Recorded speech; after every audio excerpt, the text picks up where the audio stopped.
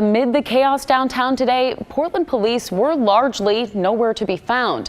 The Bureau saying they're stretched so thin they couldn't safely intervene. And a warning, some of what you're about to see is graphic. Here's Maggie Vespa. From the beginning, it was a flat-out face-off. Several hundred people came to downtown Portland around noon Saturday, a crowd of far and alt-right activists clashing with Antifa and other counter-protesters near the Justice Center. We saw pepper spray, bear mace, and fights. Here, you can see someone bleeding. Many of the right-wing demonstrators were clearly armed. Portland police are opening an investigation into this video. It shows a man in the far-right demonstration pointing a gun at the crowd. Around that same time, Katie Shepard from the Washington Post tweeted, "Someone in the anti-fascist crowd was hit in the abdomen with a grenade-looking thing and was bleeding through a t-shirt, appeared in severe pain."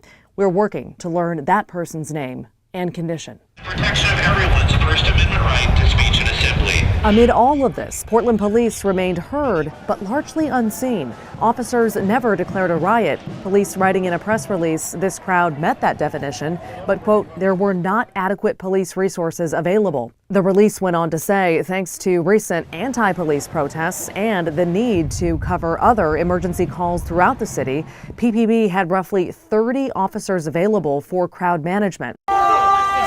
Their hands-off approach came under fire on social media after word got out that known local Proud Boy, Tusitala Tiny Tosi, was at the protest. He has an active warrant out for his arrest for violating probation tied to an assault charge. Police said they didn't arrest Tiny because, given the volatility of the crowd, quote, this is not a situation to wade into to effect an arrest for a warrant.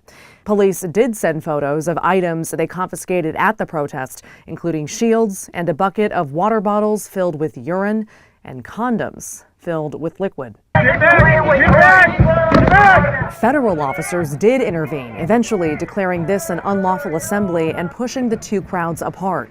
KGW reached out to the Department of Homeland Security about their involvement, but we haven't heard back.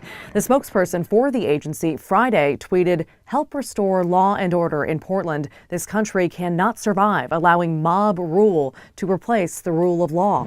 Portland police confirmed they made 0 arrests at Saturday's demonstrations, which lasted for more than 3 hours. The chief said they are investigating crimes committed during those, and they want victims and witnesses to come forward. Maggie Vespa, KGW News.